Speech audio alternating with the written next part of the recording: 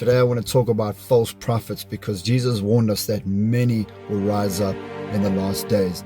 And so we can see it. Now, what is a false prophet? A false prophet, if you look in the Old Testament and the New Testament, they prophesied lies. They prophesied things that sounded good to people for itching ears. And as you can see today, it's so popular because a lot of so-called Christians who do not have discernment get caught up.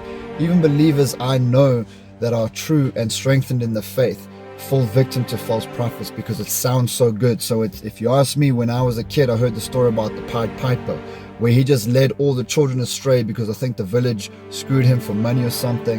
And that's the thing. The false prophets are leading you astray. So what do? They talk about topics that feel good, that sound good. It's selective. It's a form of the gospel. It's a form of God, but there ain't no power. There ain't no revival. The music might sound good at their churches, and it might, we might be buying their albums and thinking, wow, this is just it. But it's actually not. If you go have a look, you will find that these guys are just preaching to the flesh. So you go in there and you feel good afterwards. You say, yeah, I feel good, but your spirit man is absolutely dying. So, the thing I need to explain is not all theologians who make a mistake are false prophets, or not all preachers who say something that doesn't sound always right are false prophets. How do I know this? Because in the Word, you will see that Priscilla and Aquila, I think that's it, they saw one of the guys were preaching, but he was preaching a little bit in error, and they pulled him aside gently and they spoke to him and they corrected his doctrine. So the thing is, not every single person who says something wrong is a false prophet.